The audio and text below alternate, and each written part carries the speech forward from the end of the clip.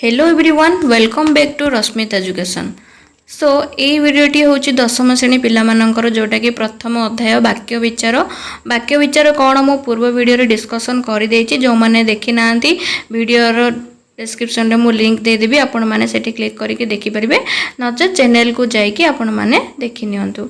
तो ठीक अच्छे पद विन्यास कौन पिले पद विन्यास को आम किपरि बुझा देख फास्ट कथा देख कही बोली पारे जे पचा सिंगुड़ी बिके से एथिर आमे कौन बुझिबा जदि आमे गोटे मिछ कथाटी कहउचंती जदि मिछ कथाटा को एमिति जदि आमे बनै चुनै एमिति सत्य कथा टाइप रो कहिबा ना बिले से मिछटा को मध्य कौन लोक सत्य बोली ही भाबिबे। तो सही परि कहा जायछि पदटा को आमे केमिति विन्यास करिकि कहिबा जोटा कि मिछ मध्य सेडी आमे कौन बेले बेले सत्य बोली भाबी थाउ। सेमिति जेमिति कि चिंगुड़ी बिका माने जो आसीथिबे से माने कौन पचा चिंगुड़ी के मध्य से भल चिंगुड़ी अमक समक कहीकि से बिक्री कर दी था। तो सही परी कही बोली पारे जे पचा चिंगुड़ी बिके से। तो ठीक अच्छी तो बुझी जाइए मो वर्ड शुणिकी हसबे पिले तो बुझेबा को जेहेतु तमें मैंने जेहेतु बुझीपर से हिसाब से मुझे को बुझाऊँगी। तो आग को देखा भल भावरे कहिबा जना थिले खराब को मध्य आमे कौन भल बोली साब्यस्त करि परिबा।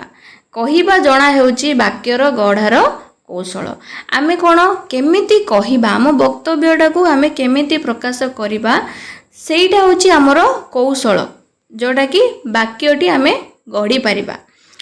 तेबे शुद्ध वाक्य गढ़ा को हेले केतोटी विषय प्रति आमको जत्नशील हेबाकू पड़िबो। एगुड़िक वाक्यर पद विन्यास कुहा जाए। जदि आमे वाक्यटी को पद विन्यास माने अर्थपूर्ण भाव जदि आमे प्रकाश करिवार अछि ताहाले सेथिरे आमको कोन केतोटा पद प्रति जत्नशील हेबाकू पड़िबो जहाकू कि आमे पद विन्यास बोली कहिबा। एठी देखो उदाहरण 1 रामचंद्र रावण को बोध करथिले।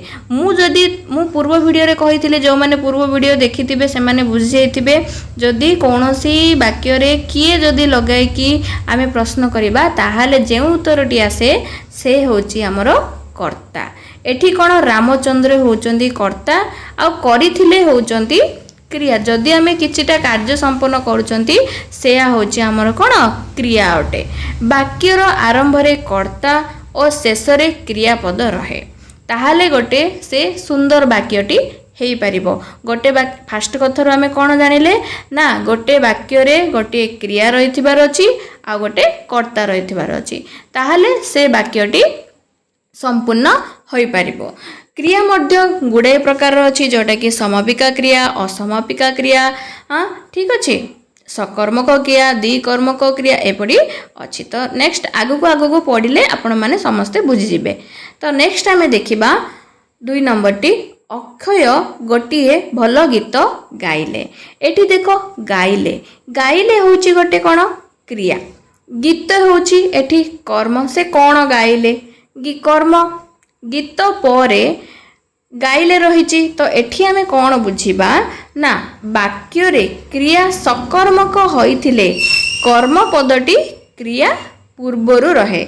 एथिरु डायरेक्ट क्वेश्चन आसे बिले हला ना आपण मानक पूरा डेफिनेशन सहित मन रखिया पे पड़िबो। वाक्य रे जदि क्रिया सकर्मक होइथिबो ताहाले कर्म पदटी कोन क्रिया पूर्वरु लागिबो। जेमिति कि गाइले होउचंती एति कोन सकर्मक क्रिया गीत होउची कोन कर्म। तो गाइले पूर्वरु गीत अछि ना नाही तो एठी कोन बुझिले सकर्मक जदि क्रिया थिबो ताहाले कर्म पदटी क्रियापद पूर्वरु बसिबो। तो ठीक अछि थर्ड कोन अछि देखिबा पंडित शिष्य मानंकु उपदेश देले।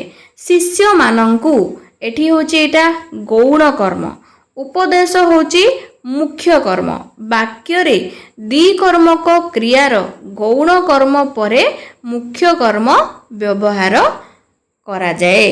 पंडित शिष्य मानंकु उपदेश देले शिष्य माने होचंदी कोन गौण कर्म आ उपदेश होची मुख्य कर्म सेथि लगी द्विकर्मक क्रियार गौण कर्म परे ही मुख्य कर्मर व्यवहार करा जाए। ठीक अच्छे सेमिति 4 नंबर कौन देछि पिले प्रथमतः हे भगवान मते रक्षा कर। द्वितीय कौन देछि मते शक्ति दियो प्रभु। देख दीटा जाक वाक्य किछि ना किछि अलगा रही ना कौन अलगा रही। प्रथम वाक्य देख भगवान एवं द्वितीय वाक्य देख प्रभु। ए दीटा होउची संबोधन पद हाँ ना नहीं। वाक्य संबोधन पद आरंभ रे बा शेष रे रखा जाए। हे प्रभु हे भगवान आमे ताकू कौन वाक्यर प्रथम रे भी रखिपारिबा आउ वाक्यर शेष रे मध्य रखिपारिबा। काहाकू ना संबोधन पद को आमे वाक्यर संबोधन पद आरंभ रे भी बसी पारिबो आउ शेष रे मध्य बसी पारिबो। तो बुझीला फ्रेंड्स। नेक्स्ट आमे देखिबा 5 नंबर चतुर लोक सबुठी जीतती। चतुर लोकर विशेषता प्रकाश करुछि। चतुर लोक लोकटी किपरि विद्वान व्यक्ति व्यक्तिटी किपरि विद्वान। गरीब लोक लोकर अवस्था को से माने डिफाइन करुछि। तो वाक्य रे विशेषण पद विशेष्य पद पूर्वरु बसे। एठी विशेष्य पद किए आउ विशेषण पद किए। देख से कहिछि लोकर विशेषता किए प्रचार करछि ना चतुर। तो वाक्य रे ये होला कोन विशेषण पद। विशेष्य पद कोन होला लोक। तो विशेषण पद सदा सर्वदा विशेष्य पद पूर्वरु बसे। बुझीला। 6 नंबर देखिबा जमीदार पुओ सुरेंद्र ए मंदिर तली छंती। देख किए लगे प्रश्न कले जदि जमीदार पुओ किए ए मंदिर तलीचंती। सुरेंद्र एठी हेले कर्ता किंतु से जमीदार पुओ जमीदार सहित संबंधित। वाक्य रे संबंध पद संबंधित पद पूर्वरु बसे। जमीदार पुओ होउचंती संबंधित पद हैला ठीक अछि। तो संबंध एटा को मन रखंतो डायरेक्ट क्वेश्चन आसे वाक्य रे संबंध पद केउठी बसे ना वाक्य रे संबंध पद संबंधित पद पूर्वरु बसे। ठीक अछि। नेक्स्ट आमे देखिबा सकाळे काम आरंभ हुए।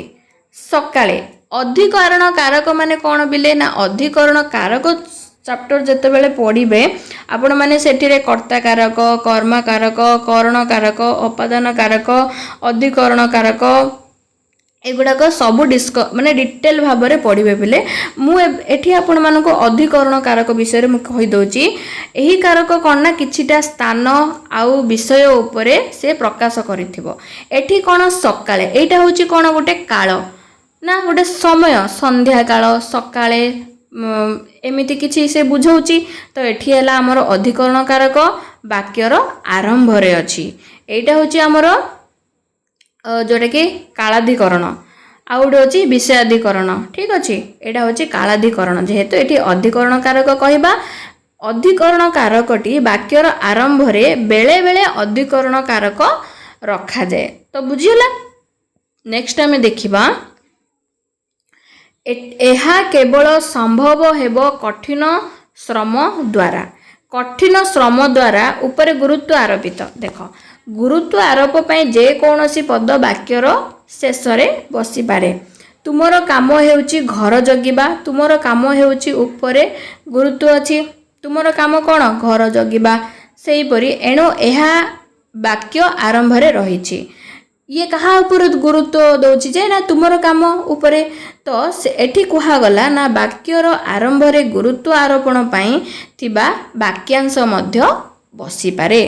ठीक अछि। पूर्व वीडियो रे हमें वाक्यांश कोन पढ़िथिले समस्त रिकॉल करिकि बुझि नेबे। पुणी से नेक्स्ट कोन अछि रमेशंक बिना ए काम होई परिबो नाही। देखो एठी आसिला हमर अव्यय पद। अव्यय पद भी आपण माने आगु को अछि पढ़िबे संयोजक अव्यय वियोजक अव्यय निर्णायक अव्यय अव्यय। ठीक अछि। एमिति एठी कोन यूज हेछि ना बिना अव्यय पद और यह रमेशक सहित संबंधित अछि। जो अव्ययटा व्यवहार हेछि सेटा कोन जनक सहित संबंधित होइकि व्यवहार होइछि। सेथि लागि हमें बुझिबा ना वाक्य रे पदान्वयी अव्यय संबंधित पदर परे बसे। मने रखिबे पदर परे बसे। ठीक अच्छे रमेशंक बिना जदि मुझे कही बिना रमेशंक हम कि सुंदर लगुच कि वाक्यटी नहीं तो सब बेले कौन मन रखिब ना वाक्य पदान्वयी अवय संबंधित पदर परे ही व्यवहृत होता है। नेक्स्ट आम देखा बापा जेजेंकर और जेजेमांकर जत्न नियंती एठी कौन अच्छी ओ व्यवहृत होती बापा जेजेंकर जत्न नियंती कमा जेजेमांकर जत्न नियंती एठी जेजेंकर आउ जेजेमांकर वाक्य विभिन्न व्यक्तिंकर संबंध बुझाइबा को हेले प्रत्येक संबंध पद विभक्तियुक्त होता है। एठी र कर एगुड़ाक होची सब विभक्ति चिन्ह पिले ठीक अच्छे। नेक्स्ट आम देखा प्रथमतः कौन अच्छी चंद्रमोहन कटक गला नाही काली तमे घरे नथिल प्रथम वाक्य नाही गला परे द्वितीय वाक्य नथिले पूर्वरु बसिछि देख एठी नाहीटा वाक्यर शेष रे अछि आउ नटा थिल पूर्वरु बसिछि तो वाक्य रे नाही बा नाही संयुक्त पद क्रिया पद परे बसे और न क्रिया पूर्वरु बसे तो मन रखिबो बिले नाही जो अछि एटा सब बेले कोन वाक्यर क्रियापद परे बसिबो एठी हला गला होची गोटे क्रियापद परे बसिला नाही किंतु नटा क्रियापद पूर्वरु बसिबो बिले नाही आ न भितरे पार्थक्यटा बुझिबा दरकार ठीक अछि।